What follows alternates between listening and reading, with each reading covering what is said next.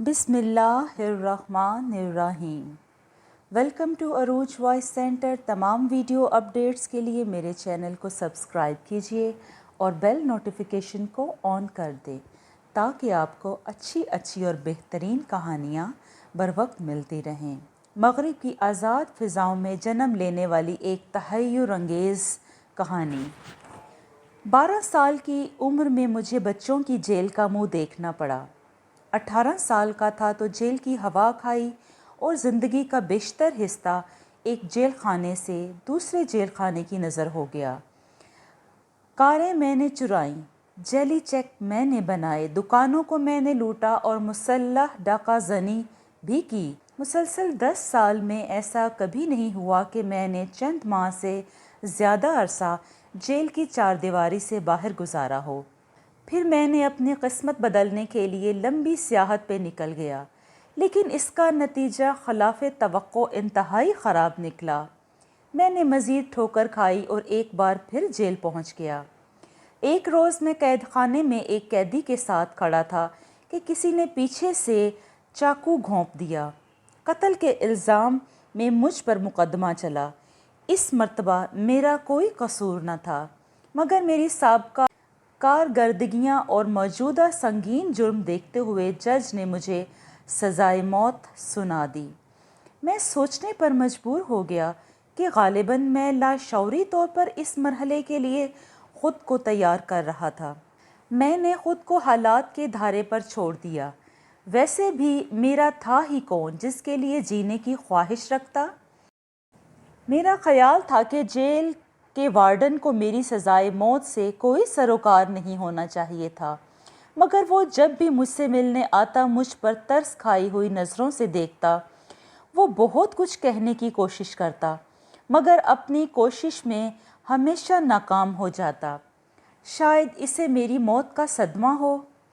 Church کے father کو کسی مجرم کا پتہ چلتا جس کے دن گنے جا چکے ہوں، وہ اسے حتی الامکان منانے کی کوشش کرتا کہ سابقہ گناہوں کو قبول کر کے معافی مانگ لے، بقول فادر کے ایسا کرنے سے وہ دوسرے جنم میں وہ لوگ عیش و عشرت کی زندگی گزار سکیں گے۔ مجھے نہ تو فادر کی باتوں میں دلچسپی تھی اور نہ دوسرے جنم پر اعتقاد۔ اسی وجہ سے میں نے دوسری بار بھی فادر کے آنے پر ان سے ملنے سے معذرت کر لی۔ جیل کا وارڈن جس کا نام ریمنڈ تھا وہ حال ہی میں بھرتی ہوا تھا۔ کسی کو پھانسی چڑھانے کا اس کا بھی پہلا تجربہ تھا، لیکن اس کی طرف دیکھنے پر یوں لگتا جیسے سزائے موت مجھے نہیں اسے ہونے والی ہو۔ تمہیں معلوم ہے کہ اب تمہاری زندگی کے دن تھوڑے رہ گئے ہیں؟ ایک روز وارڈن ریمنڈ نے مجھ سے کہا، مجھے معلوم ہے کہ تم نے فیصلہ کر لیا ہے کہ ہم تمہارے لیے کون سا طریقہ استعمال کریں۔ میں نے اس کی طرف الجھی نگاہوں سے دیکھا۔ طریقہ؟ میں سمجھا نہیں۔ اس ریاست میں سزائے موت دینے کے 2 منظور شدہ طریقے ہیں، ایک پھانسی کا پھندا اور دوسرا گولیوں کی بچھاڑ۔ میرا خیال تھا کہ تمہیں سب کچھ معلوم ہوگا۔ اس نے غالباً یہ بات اس لیے کی تھی کہ میں ہونکوں کی طرح اس کی طرف دیکھ رہا تھا۔ کوئی زیادہ سستا ذریعہ نہ ہو تو کیا اس طریقے سے سزائے موت دی جا سکتی ہے؟ میں نے پوچھا۔ میرا خیال تھا کہ بجلی کی کرسی استعمال کی جاتی ہوگی۔ جیسا کہ میں نے کہا، تمہیں انتخاب کا حق ہے، اس نے جواب دیا، یہ بتاتے ہوئے اس کا چہرہ تاریک سا ہو گیا۔ پھانسی نہیں چلے گی وارڈن؟ میں نے پر اعتماد لہجے میں کہا۔ گولی مارنے والے دستے کو ہدایت دے دیجیے کہ وہ اپنی رائفلوں کی صفائی کر لیں۔ وارڈن جب بولا اس کی آواز لڑکھڑا رہی تھی۔ تمہیں اس سے تکلیف محسوس نہیں ہو رہی جوزف، یوں موت کا انتخاب کرتے ہوئے؟ بالکل نہیں۔ جب مجھے اس دنیا سے جانا ہی ہے اور میں اس بارے میں کچھ کر بھی نہیں سکتا ہوں تو اس کا طریقہ منتخب کرنے میں کیا قباحت ہے؟ وہ اترا ہوا چہرہ واپس لیے چلا گیا۔ اگلے 2 ہفتوں کے دوران میں نے خوب پیٹ بھر کر کھانا کھایا اور خوب آرام کیا۔ میرا وزن 5 پاؤنڈ بڑھ گیا اور وارڈن اپنا وزن 10 پاؤنڈ کم کر بیٹھا۔ وہ مجھ سے زیادہ میری موت کے بارے میں سوچتا تھا۔ इस वक्त वो एक थका हुआ रेमंड लग रहा था। बिला शुबा वो बहुत हैंडसम था, इसकी बीवी इससे भी ज़्यादा हसीन थी। शायद मैंने ख़ुद तो इसे नहीं देखा, मगर नए कैदियों की ज़ुबानी इसकी क़यामत ख़ेज़ जवानी और शोला बदन जिस्म के बारे में अक्सर कहानियाँ सुन रखी थीं। जब मेरी सज़ाए मौत में सिर्फ एक हफ़्ता बाकी रह गया तो एक रोज़ वार्डन एक अजनबी को मेरे पास लाया। ये डॉक्टर डैनी है, इसने कहा, तुमसे कुछ बातें करना चाहता है। मैंने डॉक्टर को सर से पांव तक देखा। इसे गालिबन कोई खसूसी रियायत दी गई थी, क्योंकि मुजरिम को फांसी देने से पहले डॉक्टर इसके करीब नहीं आ सकता। संतरी ने कफल खोला तो डॉक्टर हंसता हुआ अंदर आ गया। मैं तुम दोनों को तन्हा छोड़ता हूँ। वार्डन रेमंड ये कहकर जल्दी से वापस चला गया। मैं मिर्सी अस्पताल में दिमागी सर्जरी के शोबे का इंचार्ज हूँ। मैं चाहता हूँ कि तुम अपना जिस्म साइंसी तहकीक के लिए अतिया दे दो। दर हकीकत मैं ये चाहता हूँ कि तुम अपना जिस्म मरने के बाद मेरे नाम लिख दो। इसने मुसाफा के बाद बिना किसी तमहीद के इंतहाई कारोबारी लहजे में कहा। इसके रवैये में गैर मामूली बात न थी। वो महज मेरा जिस्म चाहता था। मैं तुम्हारा मतलब नहीं समझा डॉक्टर, मैंने अनजान बनते हुए कहा। तुमने अज़ा की हालिया पेवंदकारी के बारे में तो पढ़ा होगा, जिगर, गुर्दों और दिल वगैरह की तब्दीली। मैं सिर्फ अखबारात के चिली हरूफ ही पढ़ सकता हूँ। खैर कोई बात नहीं, तकनीकी चीज़ें इतनी तरक्की पा चुकी हैं कि वो जो कुछ भी हो रहा है, जो अभी कुछ अरसा पहले तक मौजज़ा समझा जाता था, तुम अपना जिस्म देकर कई ज़िंदगियाँ बचा सकते हो। कई? मैंने तसव्वुर के आईने में ख़ुद को टुकड़े टुकड़े और ताश के पत्तों की तरह बंटते देखा। मैं इसकी हौसला अफजाई नहीं करना चाहता था। देखो, मैं बच्चा नहीं हूँ, 50 के लगभग हो चुका हूँ। मैं शुरू से ही यही समझता हूँ कि तुम लोग जवान गोश्त चाहते हो। इसके अलावा जब गोलियाँ मेरे जिस्म से उतर जाएंगी तो मेरे अज़ा मेरे या किसी और के लिए कतई करामत नहीं रहेंगे। डॉक्टर डैनी के पास हर बात का जवाब था। वो बोला, मुझे जेल के डॉक्टर ने बताया है कि तुम अपनी उम्र के लिहाज से काबिल रश्क सेहत के मालिक हो। इसकी वजह वार्डन ने यह बताई कि तुम वक्तन फ़वक्तन लंबे अरसे के लिए जेल में बंद रहकर बैरूनी दुनिया की आलाइशों से महफूज रहे हो। मुझे यकीन है कि तुम्हारे अज़ा वैसे ही होंगे जैसे मैं चाहता हूँ। जहाँ तक इस तरीके का ताल्लुक़ है, तुम्हें जैसे तुमने अपने सज़ाए मौत के लिए मुंतखब किया है, तो मेरी ख्वाहिश है कि तुम इस पर नज़रसानी कर लो। मैं अपना फ़ैसला नहीं बदल सकता डॉक्टर। अच्छा, और जिस्मानियत के बारे में क्या ख्याल है? मैं गोलियों से मरने के बारे में अपने फ़ैसले को बदलने का इरादा नहीं रखता। अलबत्ता मेरा बचा कुछा जिस्म बखूबी इस्तेमाल कर सकते हो। मैं इसी से फ़ायदा उठाने की कोशिश करूँगा। ये कहकर वो मेरे करीब आया और चंद कागजात जो इसने हाथ में उठा रखे थे मेरी तरफ बढ़ाए, जिन पर मैंने दस्तखत कर दिए। डॉक्टर मुझसे मुसाफा करके रुखसत हो गया। इसके बाद बड़ी खुशदिली से करीब तर होते हुए यूं हिसाब का इंतज़ार करने लगा। बाज़ औक़ात मौत से लाताल्लुक़ रहना मुश्किल नज़र आता है। इसके अलावा डॉक्टर ने मेरे जहन पर बोझ भी डाल दिया था। पहले जब मैं अपने मर जाने का तसव्वुर करता था तो मेरे जहन में यही तस्वीर उभरती थी कि मैं अपने दोनों हाथ सीने पर बांधे हुए नहायत सुकून से सो रहा हूँ। लेकिन अब मुझे इस आखिरी मंजर की चंदा परवाह नहीं। आखिर वो दिन भी आ गया जिसका मुझे शिद्दत से इंतज़ार था। वार्डन रेमंड हस्बे मामूल मुझसे ज़्यादा दिल गिरफ्ता था।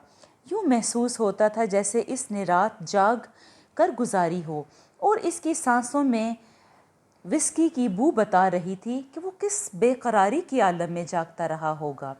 मैं इसके और पादरी के साथ अहाते में आ गया। संतरियों ने हाथ हिला हिला कर मुझे अलविदा कहा। कहीं कहीं ज़ेरे लब जुमले भी मेरी समात से टकराए। शायद ये लोग ये देखना चाहते थे कि मैं आखिरी वक्त में पहले की तरह पुरसकून रहूँगा या नहीं। जेल के अहाते में गर्मी नहीं थी। सूरज की पहली किरणें दीवारों से टकरा रही थीं। तकरीबन 50 गज के फासले पर दीवार के साथ एक भारी कुर्सी थी जिस पर चमड़े की पट्टियां बंधी हुई थीं। इसके सामने लकड़ी और कैनवस का एक छोटा सा ढांचा खड़ा था। मुझे मालूम था कि गोली चलाने वालों का दस्ता इस ढांचे के अंदर कैनवस के पीछे छुपा हुआ था। जब वक्त आएगा तो कैनवस हटा दिया जाएगा और फिर तड़ातड़ दर्जनों गोलियां चलेंगी जो मेरे जिस्म को कुर्सी के बाएं जाने तकरीबन 20 गज के फासले पर एक ट्रैक्टर खींचने वाली ट्राली में मौजूद थीं। डॉक्टर डैनी इस गाड़ी के करीब चंद आदमियों के साथ खड़ा था। सब लोगों ने सब्जी माइल गाउन पहन रखे थे। जेल के चार दीवारी के सुकून को सिर्फ ट्राली के डीजल जनरेटर की आवाज़ तोड़ रही थी। मैंने अंदाज़ा लगाया कि मेरे अज़ा को महफूज करने का सारा इंतज़ाम कर लिया गया है। मैं सीधा जाकर कुर्सी पर बैठ गया। मुझे संतरियों के इत्मीनान की सांस साफ महसूस हो रही थी। वो खुश थे कि इन्हें मुझे कुर्सी पर बैठाने के लिए ज़ोर आजमाई नहीं करनी पड़ी। वार्डन ने कपकपाती हुई आवाज़ में एक तहरीर पढ़ के सुनाई जो गालिबन सरकारी एहलकारों के लिए थी। इसके बाद 2 संतरियों ने मेरे हाथ और टांगें चमड़े की पट्टियों से बांध दिए। डॉक्टर ने गोलियों के निशाने के लिए मेरे सीने पर एक निशान पिन से नथी कर दिया और फिर मुझे एक फौलादी खौल पहना दिया। चंद सेकंड मुकम्मल सुकूत तारी रहा। फिर अभी कुछ कहने का इरादा कर ही रहा था कि मुझे अपने सीने से एक नोकीला लोहा सा टकराता हुआ महसूस हुआ और इसके साथ ही फिजा गोलियों की धार से गूंज उठी। गोलियों की आवाज़ दीवारों से टकराकर बड़ी भयानक महसूस हुई। खून उछलकर मेरे खलक में आ गया। मैं सिर्फ यही सोच सका कि अब डॉक्टर डैनी मेरे फेफड़ों को इस्तेमाल नहीं कर सकेगा। इसके बाद इस काबिल नहीं रह गया था कि अपने बारे में कुछ सोच सकता। आंखें खुली तो मुझे हल्की हल्की रोशनी नज़र आई और आसपास कुछ नकलो हरकत महसूस हुई, लेकिन इस पर तवज्जो मरकूज़ करना दुश्वार था। मैं जितनी नकाहत महसूस कर रहा था इतनी ज़िंदगी भर में कभी महसूस नहीं की थी। डॉक्टर को फ़ौरन बुलाओ, एक निस्वानी आवाज़ सुनाई दी। इसे होश आ गया है और इस मरतबा कुछ गड़बड़ करने की मूड में नज़र आ रहा है। मेरे गिरदो पेश कुछ नकलो हरकत थी।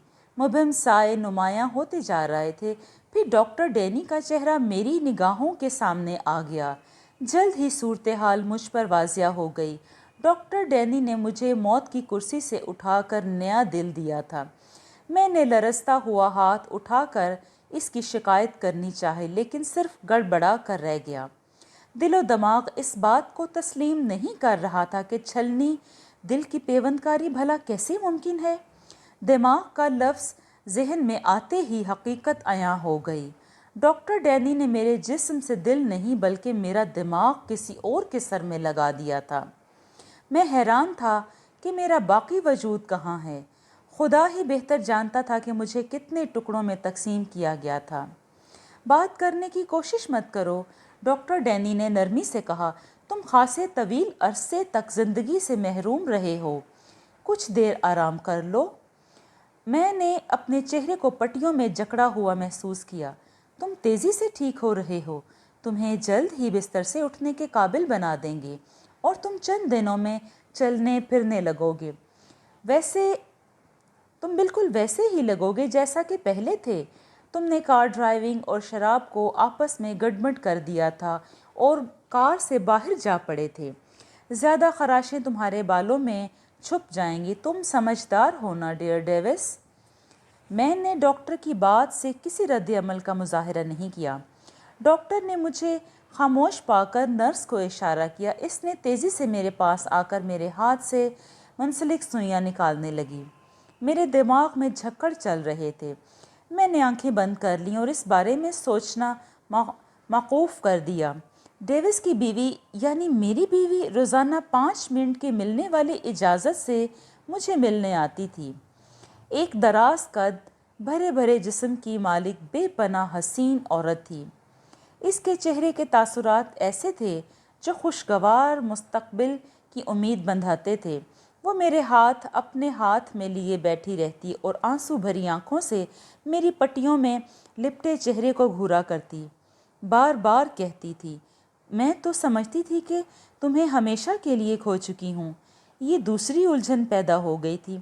وہ کسی اور کی بیوی تھی، مگر اب زندگی اپنی نہج پر آ ہی جاتی ہے۔ وقت کے ساتھ ساتھ میں اپنے جسم پر قابو پانے کی کوشش کر رہا تھا، جو میرا جسم تھا ہی نہیں۔ مجھے اس جسم سے کوئی اپنائیت محسوس نہیں ہوتی تھی۔ بات چیت میرے لیے بہت مشکل تھی۔ بات چیت میرے لیے سب سے پہلے مشکل کام تھا۔